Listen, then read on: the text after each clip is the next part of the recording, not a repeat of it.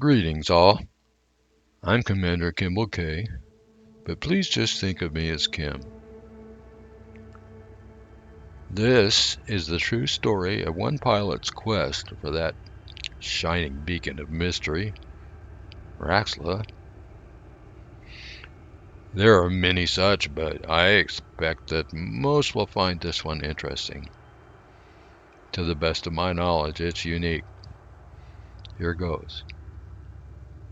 On the day I wrapped up my service to Shadow President Felicia Winters, I decided it might be best to get out of town for a while. So I went mining well outside the bubble. Amidst all that solitude, while considering what to do next, RAXXLA came to mind, and the mind was made up to RAXXLA. Although familiar with the codex entries for RAXXLA and the Dark Wheel, there had been no RAXXLA quest for me. So having now decided to look for RAXXLA, a good while was spent listening to RAXXLA buzz on the interwebs and admiring the thoughtful speculation and beautiful presentations of the topic by other commanders. So much beautiful work, but it seemed so little progress. Gosh, if all these smart people haven't been able to get far toward finding RAXXLA, maybe it's time to think of RAXXLA in a different way. But different how? Talk is cheap. So that idea went on the back burner for mulling, which sometimes can lead to epiphany. This time it did. Twice. After a few days of blasting rocks, and while thinking of that line in the Dark Wheel toast, to the jewel that burns on the brow of the Mother of Galaxies, for some reason, the Magellanic Clouds just then caught my eye. Recalling that alleged Dark Wheel toast while looking at the galaxy inspired the first epiphany. That was, other galaxies we can see outside our own, besides the Magellanic Clouds, are certainly not as prominent. And the large Magellanic Cloud seems to have given birth to a galactic child, the smaller cloud. So the large Magellanic Cloud must be the mother of galaxies. That was the first assumption, quickly followed by another, that the brow of the mother must be on the opposite end to where the child apparently came from. There is a protrusion on that opposite end that could be a head. When viewed with the child end down, the mother looks like a ghostly Scotty dog. Tail, ears, prancing feet, and there is a head to have a brow. So, what about the jewel? From where I was, I could see no bright star on the brow of that head. Didn't take long to realize that if there is one particular star, the jewel, that must appear to be aligned with that distant galactic head, the viewer would have to be somewhere along a fairly narrow line with the jewel exactly between himself and the head. Wow. With enough travel, one could align any star in the galaxy with that galactic head. Without knowing the jewel star name or the location of a point along that narrow sight line, the problem seemed hopeless. Just look how the stars in front of the Magellanic Clouds vary from different system viewpoints. Now, as regarding the word RAXXLA, I had always thought it might be encoded somehow. Then while reading the alleged toast of the Dark Wheel again, but this time beginning with the last sentence before the rest in order, I was shocked. It reads like this. To RAXXLA, to the jewel that burns on the brow of the mother of galaxies, to the whisperer in witch space, the siren of the deepest void, the parent's grief, the lover's woe, and the yearning of our vagabond hearts. The second epiphany was that the word RAXXLA and the toast are similar in structure, from left to right. What if the word RAXXLA were a route map or a list? There is raw, a starting point clue, at least the first two letters of the starting system, then the first X, a cardinal waypoint, followed by the second X, probably the destination, and finally the LA, that last LA. That might be the first two letters of the destination system. Sort of a checksum to let one know it's the right place. So points on the RAXXLA route can be recognized by traversing RAXXLA, RAXXLA, from left to right. It's as if the word RAXXLA is a skeleton that's fleshed out by the words of the alleged dark wheel toast, which also has a pair of go-to directives corresponding to RAXXLA's pair of X's, and to align the sequence of RAXXLA and the directives of the toast. That corpus of skeleton and flesh together gives direction along a route to a specific end destination. But neither the route list, RAXXLA, nor the dark wheel toast alone is sufficient to define the route. They join together like strands of DNA. The final clause of the alleged dark wheel toast, the parent's grief, the lover's woe, and the yearning of our vagabond hearts, is not needed to reach the destination pointed to by RAXXLA. Its form is not like that of the two go-to directives of the toast. Back then, my speculation was that this final clause of the toast is a clue about what may be found at, or perhaps the nature of, that final destination, the final LA. God, I hope it's not Los Angeles. I digress. That's the part of RAXXLA that the final clause of the toast aligns with. The hope was that the meaning of that may become more clear if we first reach the final destination. So, there's the background reasoning of the RAXXLA theory that this story and journey follow.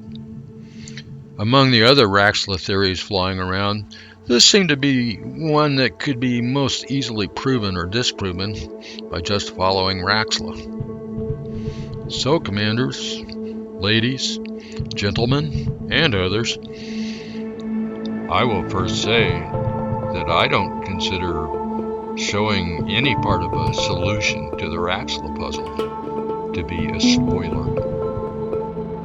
But if anyone would like to prove or disprove this theory cold turkey, you should just stop watching this presentation now.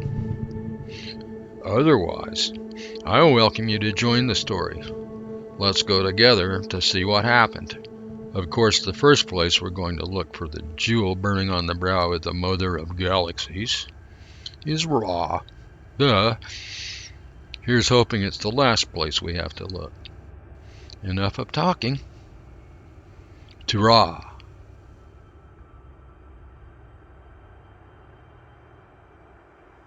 Ra has been a long-time lucrative trade center for me, so I'm pretty familiar with the system.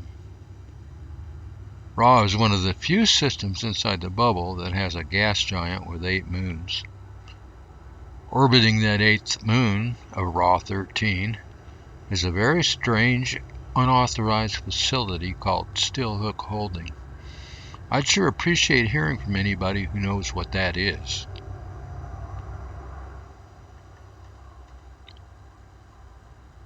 Well, here we are at Ra, and there's the mother of galaxies. And wow, just wow, looks like she's wearing a jeweled crown. We may be on to something. Of the three bright stars in the crown, the one in the middle seems to be the best guess as to where the brow of the galactic head is. The other two bright stars might be closer, it looks like to me, than the middle one. Let's hypothesize that the middle bright star is the jewel. So let's go there.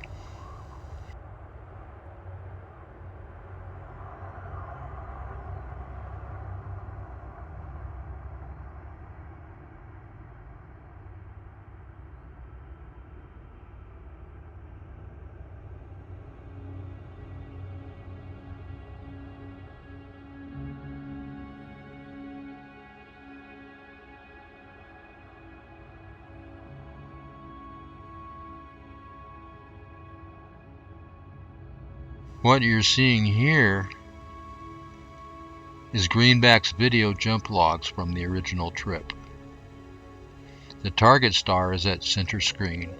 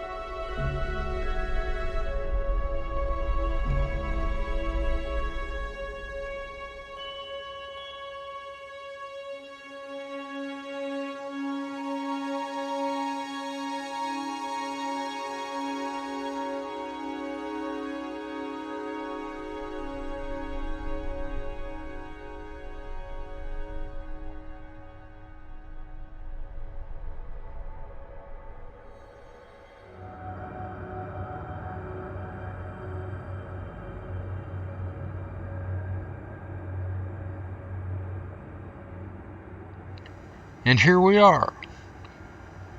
Final jump target is Theta Doradus, the presumed jewel, the first X in RAXXLA.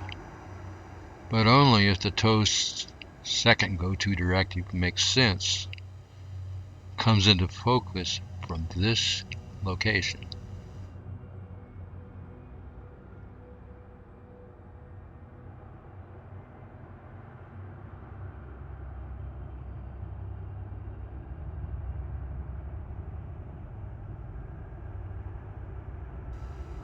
Wow.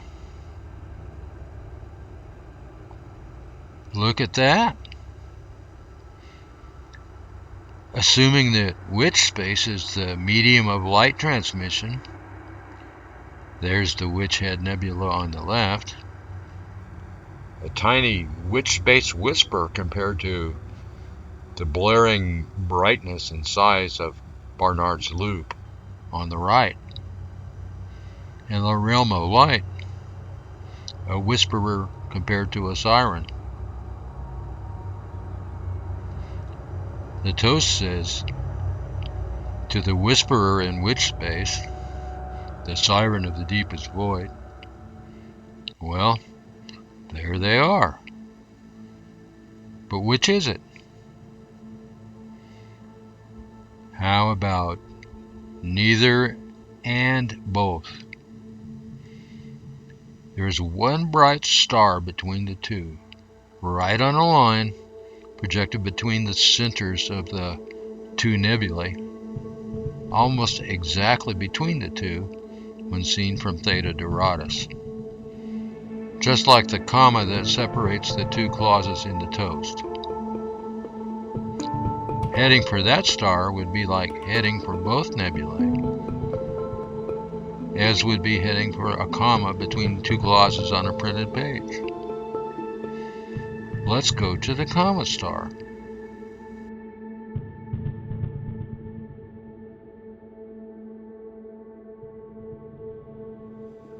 The length of jumps on Greenback's visual flight log is on the order of 25 light years, give or take a little.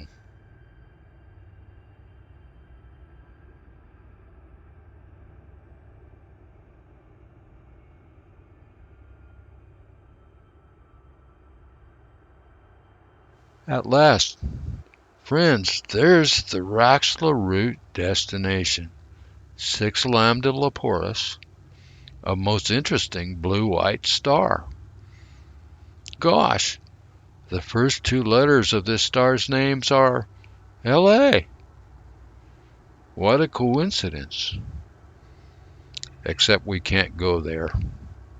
You see, 6 Lambda Leporis is a permit-locked star, almost completely surrounded by other permit-locked stars of the Col 70 sector.